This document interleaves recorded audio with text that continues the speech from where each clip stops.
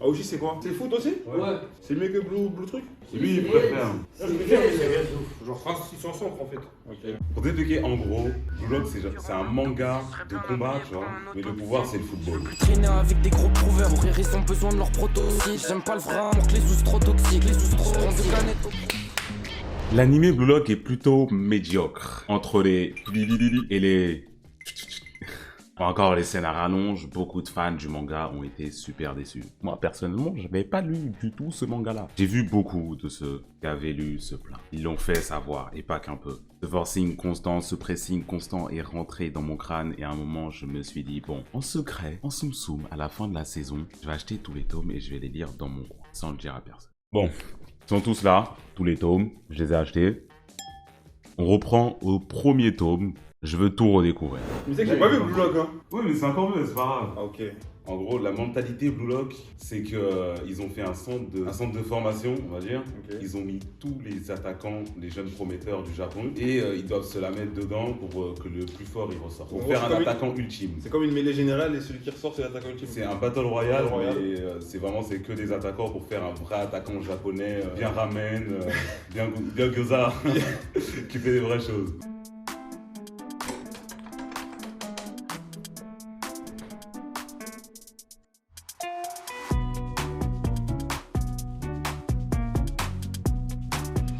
Bon, je récupère après avoir fini le tome 1 de Blue Lock. Franchement, c'est pas une surprise, j'avais déjà vu des planches du manga. Les dessins sont incroyables, mais surtout, la différence principale, c'est toutes ces blagues sur les seins de Henry, c'est ça son prénom, sur la meuf. À chaque fois qu'il ouvre sa tronche, il y a un personnage qui dit « Ah ouais, les seins quand même. » Ah ouais, les seins quand même. Tout ce que tout le monde pense, tout va. Et ça n'a pas été mis dans l'anime, je sais pas pourquoi, bizarrement. Et surtout, celui qu'on pensait être le rival principal dans Blue Lock, tout le monde s'est fait avoir dès le début. Comment est-ce qu'il s'appelle déjà? Ryosuke Kira, lui là. Je suis sûr, je l'ai dit dès le début quand j'ai regardé l'anime, je suis sûr qu'à un moment, il va y avoir un repêchage et qu'il va revenir, il va ressortir de nulle part. Parce que comment ça? Dès le premier tome, tout est sur lui et il part comme ça, il disparaît, il revient pas. Je pense qu'à un moment, il va y avoir un repêchage, un truc du genre, peut-être lui va revenir, peut-être un autre, on sait pas. Et bon, il n'y a pas à dire. Mon personnage préféré depuis le début, Meguru Bashira du Brasil. J'aime trop ce gars-là. Bon, j'étais censé faire une sieste, 30 minutes. C'est fini en sieste de 3 heures, tu connais. Enchaîne avec le tome 3. D'ailleurs, vous mangez le manga avec ou sans la peau?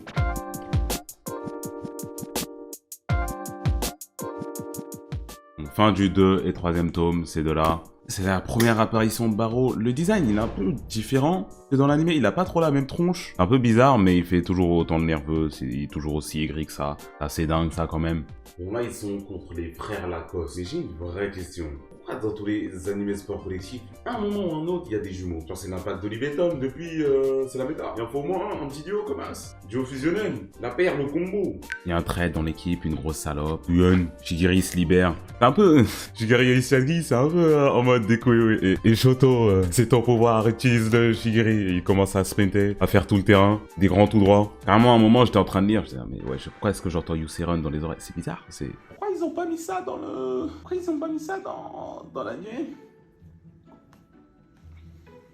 Et à la toute fin du 3e tome, on voit Nagi pour la première fois, cette fraude. Je veux pas... J'ai enchaîné directement avec le match contre la team B. Donc Reo, Nagi et l'autre binoclard là. Ces deux tomes là, c'est le match à peu près. Je suis désolé d'en revenir à là. Mais comment est-ce que Meguru Bashira, tu lui donnes le ballon, passement de jambe, roulette, le joueur d'après, virgule en l'air, tu lui ramènes les PNJ là, virgule à l'un, virgule à l'autre, il arrive devant le goal. Coup du foulard. Comment est-ce que c'est pas ton personnage préféré en ayant lu ce manga? Comment est-ce que c'est pas ton personnage préféré? Ça, c'est une vraie question. Son équipe, elle est menée 3-0, il nous sort des actions comme ça, il fait le taf lui-même. Bon. Et bref, en gros, la mentalité Blue Lock, c'est qu'un attaquant, il est ambitieux, il est au centre de l'équipe. Est-ce que tu es d'accord avec ça? Dans le footballistique, j'allais dire, c'est une dinguerie de dire ça. Parce que, bon, on demande à un attaquant d'être égoïste, pardon, et pas trop non plus, tu vois. Parce qu'avant tout, c'est un sport collectif. Mais l'attaquant, il doit avoir un petit côté égoïste. Bon, s'il est focus que sur ça, ça risque de poser problème sur le long terme. Ouais, donc je pense que ça peut être nuisible pour l'équipe. Ouais. Surtout si c'est mal fait, ouais, ça peut être très nuisible. Là, si t'as un attaquant, dès qu'il a la balle, dans toutes les positions, il se met à tirer. Il fait des tout droits, il va tout droit, il erre pas alors qu'il peut la décaler, tu vois. Il y a un côté, il faut être égoïste, mais il y a un côté, il faut être altruiste. Mais est-ce que je pense qu'un attaquant, genre, il devrait prendre des risques pour aller mettre le but, pour aller faire l'action, même si ça peut nuire à l'équipe, certaines fois, dans certaines... De toute façon, quand tu joues attaquant, tu dois être un peu créatif. Tu dois prendre des risques, tu vois. Des risques que les autres ne peuvent pas prendre. Parce que inconsciemment, ces attaquants, ils font gagner des matchs, tu vois. C'est triste à dire, tu vois. C'est plus les attaquants. Il faut mettre des buts. Il faut mettre des buts. S'ils mettent pas de but, bah, c'est difficile de gagner, tu vois. Il faut compter plus sur les attaquants. Donc oui, il faut prendre des risques. Mais bon, pas n'importe quel risque. Comme on dit pas, dès que t'as la balle, je sais pas, t'as 60 mètres, tu vas tout droit, tu vois. Non.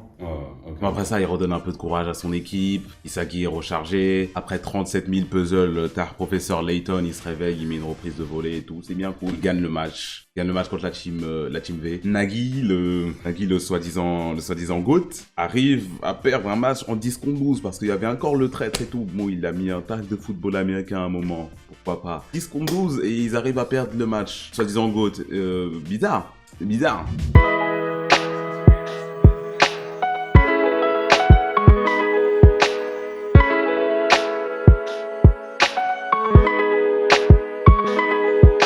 Trop gros pour eux, hein. Parc Sasuke. Ils sont à 3, ils se font atomiser par Rin, le perso de Jojo, et l'autre salope là, comment il s'appelle? Le gars avec les muscles et les cuisses, c'est lui. Après ça, en 2v2, ils font un match contre le PNJ et Barreau. PNJ, il avait un petit flashback sympa quand même, ça c'est des trucs qui me manquaient un peu dans ça jusque-là, un peu d'attachement, un peu d'émotion, un peu de famille, un peu d'amitié, un peu d'amour, des trucs du genre. Et il y avait ça dans ce personnage que je vais pas l'appeler le PNJ, je vais l'appeler par son prénom. Je l'ai oublié, mais bien en tout cas lui. Bien, j'aime bien. Avec Chini ici. Est-ce que je peux me dire ce que tu penses en général de l'œuvre Blue Lock, s'il te plaît? Déjà, c'est quelque chose qu'on n'a jamais vu en soi un peu dans tout ce qui est animé manga sport. On a l'habitude de voir un protagoniste, sa vie elle est crue et il a subi des trucs de fou, soit que ce soit familial ou alors il est pauvre, il a pas de sous, soit il se fait harceler, soit à l'école il se passe des trucs. Et son seul échappatoire et la seule voie qu'il a trouvée c'est le sport. Là, principalement, tu regardes Blue Lock, c'est. Foot, action. Ça manque de profondeur, tu vois. Moi j'aime bien le protagoniste, bien j'aide ma mère à faire les courses, bien j'aide, je porte les bagages, bien si j'ai pas le sport, et ben je peux rien faire de ma vie. J'aime bien un peu ce truc là, c'est un échappatoire et dans Blue Lock, déjà on ressent pas trop ça, même si quelques petits flashbacks, etc. Je sais que certains parleront des petits flashbacks sur certains personnages, mais c'est pas assez puissant, c'est pas assez profond et on est trop sur la surface, c'est-à-dire, comme tu as dit, foot, ça tourne trop autour de la même chose et ça. Ramène Barreau, il y a 3 avec Isagi et Nagi, éteignent la carrière de leur pote en fait, ils en envoient un, McDonald's. Pendant tout le match, Barreau se fait harceler par Nagi. C'est du harcèlement tout le match, salope. Nulard, toi, grosse merde. Bon, Barreau il faisait pareil, il était pas sympa non plus, mais quand même. Petite scène fan service, rincez-vous les yeux, ils repartent. Encore, ils vont chercher Sasuke. Et ils perdent encore. Est-ce que tu as des conseils que je donnerais aux personnages, par exemple, de Blue Lock, s'ils voudraient réussir dans le monde du football, dans l'attaque?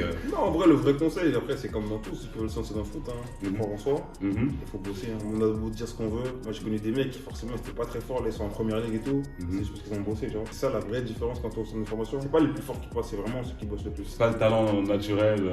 Il y en a, mais sur 10, regarde un mec comme Ben Arfa, il a un talent, lui, ça lui a servi, mais il y a plein de mecs qui avaient du talent, ils n'ont pas bossé, ils n'ont pas fait de carrière, tu vois. Donc, franchement, le talent c'est bien, mais si tu bosses pas, c'est KO. Ça fait quoi un personnage en plus au blog? Ça va bien.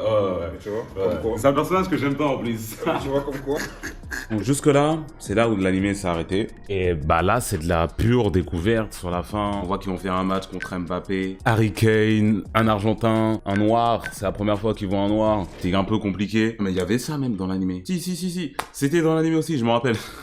si, je me rappelle de la drill d'Mbappé qu'il avait mise. Oui. Ça aussi, c'était dans l'animé. Mais tu sais que je connais aucun nom. Il y a un mec, comment dire, ça Mbappé ou c'est Mbappé? Il y a Mbappé, ça c'est vraiment lui. 17 ans, français. Enfin, c'était à l'époque, tu vois. C'est vraiment, ils sont inspirés d'Mbappé? Ils ont mis sa tête, ils ont mis ses statistiques, il court vite, il fait des tout droits, il fait tout ce qu'il faut. Il s'appelle comment? Il s'appelle Loki, je crois.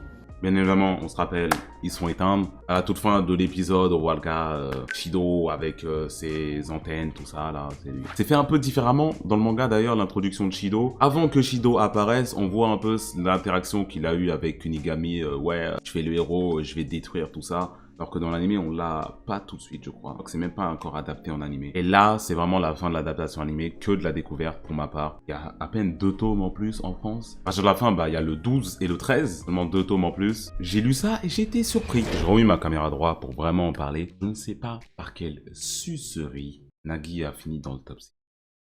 On a compris que l'auteur, il aimait bien, il lui donne à chaque fois un petit tapin, chaque match et tout, mais quand même, mon gars, wesh. À chaque match, il lui donne un but miracle et tout. Au final, le mettre dans le top 6 et tout. Vas-y, hein. Et sur la cover, on a Shido. On a vu son match avec Kunigami, l'élimination. Et ce que je disais, il y a un repêchage. J'en étais sûr qu'il y avait un repêchage. Repêchage. J'en étais sûr. Peut-être on va voir le retour du gars de l'épisode 1. Peut-être, je sais pas, je l'aimais pas trop, je m'en bats les couilles en vrai, s'il revient ou pas. Rien à foutre. Même si les personnages sont exagérés de base, ce gars-là, il nous parle de jouir quand il met des buts, mais des reprises de volée. Pas en match. Et sur les têtes des gens, à tort et à travers. Abuse, mon gars, ouais. C'est du foot, tranquille, wesh. On a l'arc pour la sélection du match contre les U20 du Japon. En gros, les 6 meilleurs joueurs du bloc font 3 duos. Et à chaque de ces duos se rajoutent 3 joueurs, ça fait des équipes de 5. Et les 3 autres personnes qui se rajoutent à chaque fois à ces duos doivent essayer de soit de se démarquer, soit de sucer assez bien pour pouvoir avoir leur place de titulaire dans l'équipe. Premier match, Isagi directement, on rentre dans l'art. Comment est-ce qu'il va essayer de survivre avec, il est allé dans l'équipe des 2 plus forts, Rin et Shido. Franchement, bon, jusque-là, j'ai pas été choqué particulièrement par Blue Lock parce que, j'avais déjà lu, en fait, j'étais déjà au courant de ce qui se passait, même si c'était beaucoup plus stylé en manga.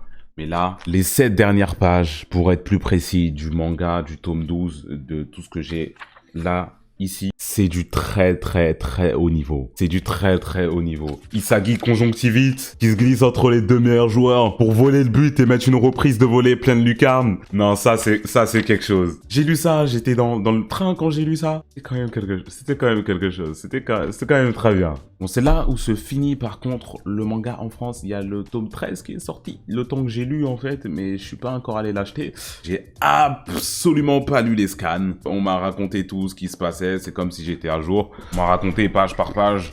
Et là, il y a le match contre les U20. Bon, on se retrouve un peu après. Je suis à jour et je vais vous parler seulement de l'arc U20. Le prémisse de l'arc, c'est que le Blue Lock va fermer et que Ego ne va pas se laisser faire sans faire quelque chose, sans dire quelque chose. Il organise un match contre l'équipe nationale U20 du Japon et le Blue Lock. Donc 11 attaquants contre une vraie équipe. Du coup, on découvre plein de nouveaux personnages. Ils sont tous du flow, comme d'habitude dans Blue Lock, hein, à ce stade-là. Surtout le défenseur. Son nom... Oliver Haku. Au début, je pensais que ça allait être le premier à vraiment challenge la vision du Blue Lock, à donner du fil à retordre à cette vision du football, mais en fait, il est juste d'accord avec eux. Et lui aussi, il est dans la mentalité Blue Lock, et lui aussi, c'était un attaquant à la base. C'est un peu décevant. On a surtout Hitoshi Sae, qui nous a été montré dès le début de l'œuvre, à peu près. C'est le mec stylé, un peu dark, un peu Sasuke. Parce que c'est le frère de l'autre Sasuke, c'est les 2 hommes les plus aigris de ce manga-là. Et l'un des 2 frères veut défoncer l'autre. Rin veut enterrer Hitoshi parce qu'il est triste que son frère l'a laissé derrière et ne le reconnaisse pas à sa juste valeur. Ils disent qu'il était nul, du coup il veut le détruire, en gros. On m'avait un peu hype sur cet arc pour le coup, et pas pour rien. C'est le premier arc et le seul, je crois, où c'est tout un match. C'est tout l'arc en fait, il y a les 90 minutes, on voit tout du début à la fin. Il y en avait plein de petits matchs et ça faisait un arc. Même après ça, du coup, c'est plein de petits matchs qui fait un arc. C'est un match complet de A à Z, on voit tout le déroulement. Chaque personnage a un peu son occasion de briller par-ci, par-là. Rin, Sae, Haku.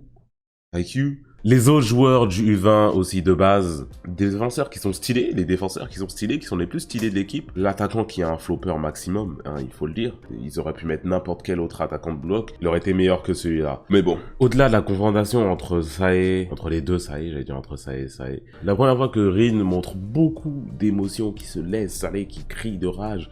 Les yeux noirs, il a sa conjonctivite, sa forme conjonctivite aussi. À la fin du match, il surpasse pas vraiment, pour le coup. Du coup, c'est intéressant. Il arrête son frère, ce qui permet à Isagi de bondir et d'avoir son l'occasion qu'il a cherché tout le match d'ailleurs. Parce que son obstacle à lui, c'était Haku, le défenseur qui laissait rien passer. Hein, il était au pressing, il avait pocket Isagi pendant la plupart du match. Il était là pour l'éteindre. Et au final, c'est lui le héros du Blue Lock. C'est ça le nom qu'ils lui ont donné, le héros. Il sauve son équipe à la toute fin. Très beau but comme d'habitude, mais est-ce qu'il y a un seul but du Blue Lock qui a pas été une lucarne? Et là que va s'arrêter ce dont je vais parler dans cette vidéo. J'ai vu ce qu'il y avait par la suite, la Neo Egoist League, ne vous inquiétez pas. Peut-être quand l'arc se finira, j'en parlerai, j'en ferai une petite vidéo.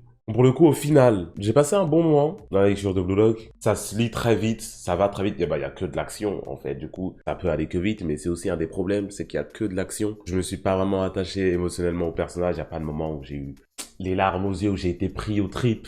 Et ça, c'est parce que ce n'est pas ce que cherche à faire le manga. En fait, c'est pas comme si ça a essayé de le faire et ça ratait. L'auteur, il s'est juste dit, je m'en bats les couilles, je vais faire de l'action, va y avoir des buts stylés, va y avoir du beau football. Et même au début, c'était un peu plus réaliste, un peu plus sérieux que ça, parce que à la fin, il a pété un câble. Il y a des noms de techniques spéciales, Sword Screw, je sais plus quoi, Kaiser Impact, Dragon Dive, je sais plus quoi. Il s'en va totalement les couilles, et ça fait plaisir à voir, ça fait plaisir à lire. Pas l'œuvre qui va me donner un nouveau regard sur la vie ou quoi, mais c'est un nouveau regard sur les œuvres de sport en général, c'est une nouvelle approche. Et c'était plutôt rafraîchissant pour le coup. Ceux qui sont arrivés jusque-là dans la vidéo devaient sûrement déjà avoir lu et vous vouliez avoir mon avis là-dessus. Et pour le 1% qui n'a pas encore lu, c'est un manga que je recommanderais, ouais. Non, je vais guetter carrément. Mais même on m'a matrixé, monde de fou. J'avais mis dans ma liste un peu loin des trucs à regarder, mais je vais guetter, frère. Surprise pour ceux qui sont restés jusqu'à la fin, je fais gagner les tomes du manga sur mon Instagram. Petit code secret, mettez votre personnage préféré dans le commentaire, ça vous donnera plus de chances de gagner. Bonne chance, ciao, au revoir.